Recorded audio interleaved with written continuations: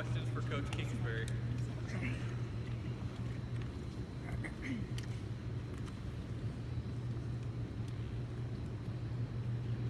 Kliff, can you take us through the kind of offensive staff thought process on deciding how to use all those different running back options that you have? Because obviously, I mean, you got 5 guys, and each of them has made a positive contribution, and even with 2 out, now you have.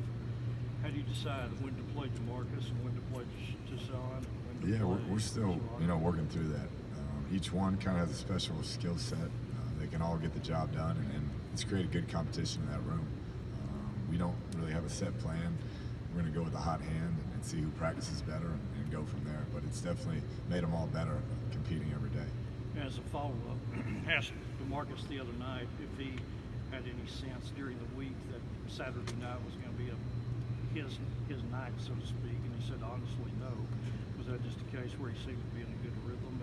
Yeah, he did. He was the hot hand. He was running the ball well. The week before it was Tazon, and so whoever is on and doing their job effectively is we're gonna ride. Hey, Coach, can you break down why you're having so much success in the red zone? And last year that was it was a big problem, not just with the kicking game, but also punching it in. This year, I believe it's 25 touchdowns, like 29 touchdowns, something like that. Yeah, I don't have an answer other than that was an off-season emphasis and a focus after we were disastrous there, last in the country last year, and a lot of that's on me. Play call and play design down there. So we've emphasized it as a team, as a coaching staff, did some off-season projects on it. And so far it's paying off, and we got to continue to get better there, but we've made some improvements. My bad. It was actually 21 on 29, which is still remarkable. Speaking of the new coaching staff that Don brought up, Coach Johns, Coach McGuire, so how would that work in concert, and what have they brought to the offense? They've done a great job. Both have been different places and had a lot of success at those other places, so they've kind of mixed their thoughts with what we were doing here already, and you can see in some of the run game we're being more effective in certain areas, and that's a credit to those guys and what they're seeing on game day and during the week and during their film study. So I think everybody's working well together on game day. I like the information we're getting, and we just have to, as a group, continue to get better.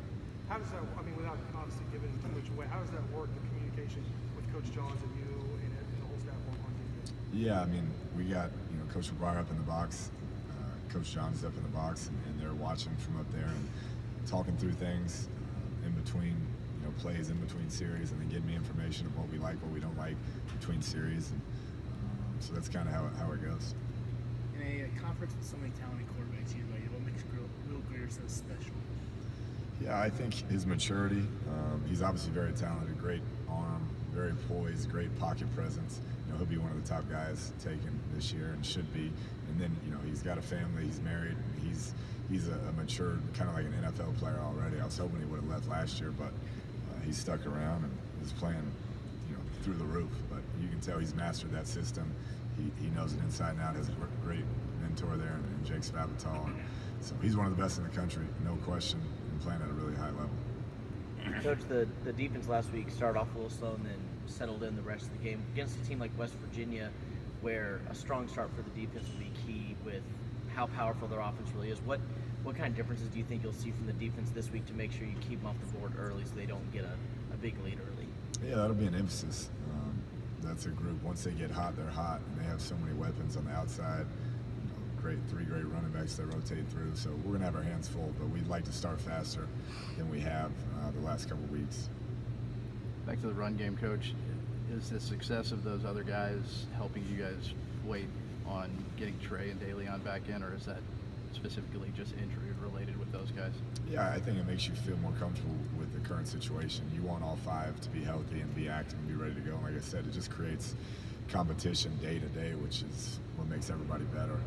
But we like to have all 5 back and healthy. I think the emergence of those young guys, seeing that they can handle it on Saturday, has been great for our entire team, and particularly that room. Any update on Trey and De Leon for this week? They'll be game time decision. They've been limited so far, and we'll see if they're ready to go Saturday.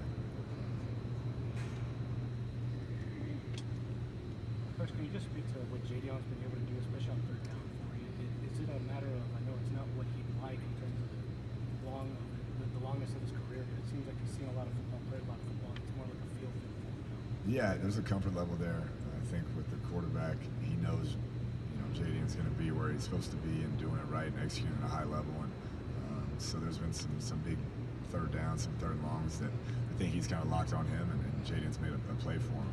And that's just trusting your receiver. You got a 6-year guy who does everything right, always has earned everything he's got, and he's going to be where he should be, and he's going to make the play for you.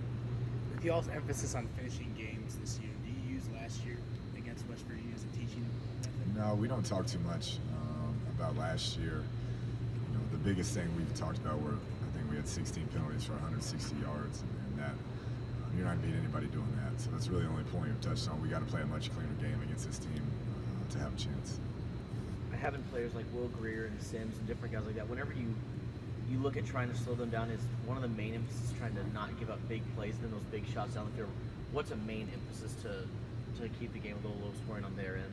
Yeah, I think that's an area we have to improve. We've given up some big plays this year, and they're a high-powered, quick strike offense. So that's coming. They're going to take their shots to Stills and Sims and Jennings and everybody else they got. So we're definitely aware of that. We'd like to limit those big plays and make them earn whatever they're going to get.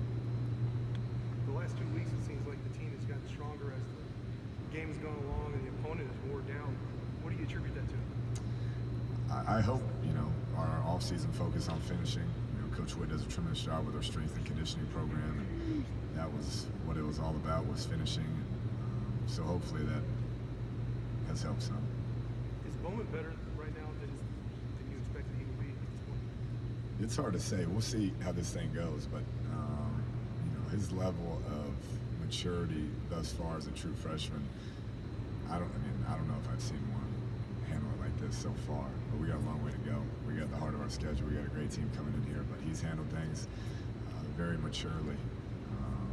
From practice-wise, his preparation to on Saturdays, that's what I've been impressed with. There's things we can do better. We had some bad throws, bad reads last week, but just the mindset, the preparation, and the focus each day for a young guy, it's been impressive. I obviously couldn't read lips, but looked like you were letting him have it after that first interception. And he seemed pretty calm. Was he pretty calm after? Yeah, he's got a lot from me since he got here in the spring, and that's we're hard on those freshmen at that position. Just how we coach him here, and he handles it well. He doesn't blink and he doesn't hesitate. The next throw he's going to come back and cut it loose, and that's what you want. That's the one quality that you can't teach in people is make a mistake, can you go back out there and cut it loose, and he does that. And finally, big win, obviously monumental victory last week. But then, how important is it to build on it, for it not just to be like a one-time deal here where you get a big monumental victory? How important is it to build on it? Yeah, that's where you want to be. You want to make sure that that was 1-0 in conference, and we're trying to go 1-0 this week, and that's the focus. And we want to get better, and I think our team understands that. They know what's coming to town. It's a top 10 football team, and at home, great opportunity, and we got to get 1 week better. This team was forcing a lot of turnovers, a bunch of games around. Then Houston didn't force one, but then against Oklahoma State they had 2. What have you seen a reemergence there? What have you really seen from the defense as far as turning the ball over? Yeah, not where we wanted to be just yet. The one was on special teams, and Fry made a great interception, but we want to get the ball out more, and I think it'll come. These guys are doing the right things. They're working at it, but it hasn't come in bunches like it did last year. Coach, was last year against West Virginia the first time y'all saw that 3 double cloud defense, and how much more prepared do you? No, it wasn't.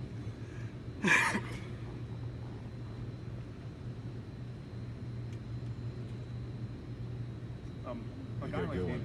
Sorry? Make it a good one. David Sills again. I know you mentioned him a little bit briefly. What makes him so explosive on the when watching film about him? He reminds me of Mike Evans with his size and physicality. You watch him punishing defenders down the field. That's what Mike did when we coached him at A&M. Never takes a playoff, explodes off the ball every rep, and that's, to me, what separates him. He's a big physical presence. Having his quarterback background, I think, really helps him in his route running, and those guys are on the same page, but he does not take a play off. Whether it's the run game, the pass game, that guy's going full speed every single rep. And that was a quality that Mike had that, is why he's one of the top guys in the NFL right now.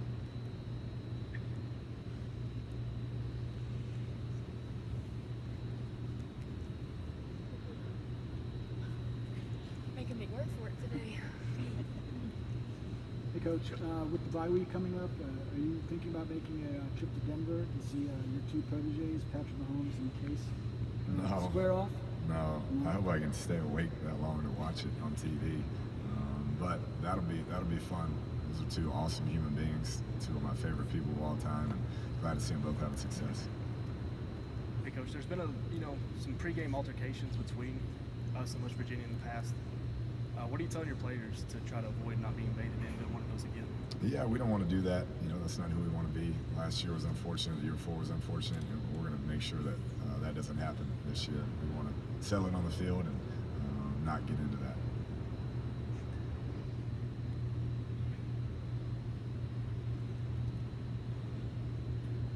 Cliff, following up on something that Jared asked a moment ago, after that interception, obviously the cornerback made a heck of a play, but what was it that Allen did not do right?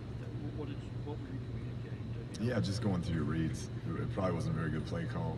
We ran the same play back to back, and they rolled coverage. They changed coverage, and he hung on his first read instead of getting to a second read. And so I was just talking about seeing the safeties and playing at a better level and a higher level, and that he's too good to make that type of mistake. So you would have had him throw to a different receiver? Yeah, that was the deal. And it was a pretty simple read, 1 to 2, and he knew it. He just locked onto the guy and kind of guessed what was going to happen instead of actually seeing it happen. And on TJ, what is his status for this week? Yeah, we'll see. We're hoping he can play, but he'll be a game-time decision as well. He's been limited so far. Did he hurt that late in the game? Because I didn't think He did. I'm not sure which play, but he finished the game, and then it kind of started bothering him the next day.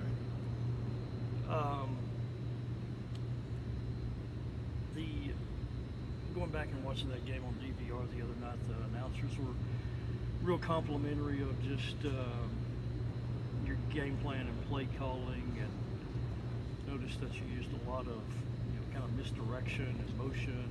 Was that to kind of nullify their aggressiveness if they had all those sacks and tackles for losses? Yeah, I mean, we try to be creative every week and attack areas we see that we can take advantage of. But yeah, they were a hard-charging defense. They chased the ball hard, and so we felt like we could do some things that may have them overrun stuff. Anything else?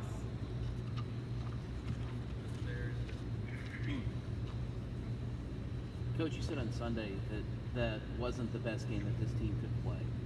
What does that best game look like from your perspective? Is it just straight points? Is it yardage? What does that look like for you? Yeah, we'll see when it happens. We turned the ball over a couple times. 1 second down on the 5-yard line, you can't do going in. Had a few, fewer penalties, which helped, but we gave up some big plays still. So we're still kind of searching for who we are. But that was a step in the right direction. Being able to finish that game and come out the second half, make those adjustments as a team, and do what we need to do to win the game.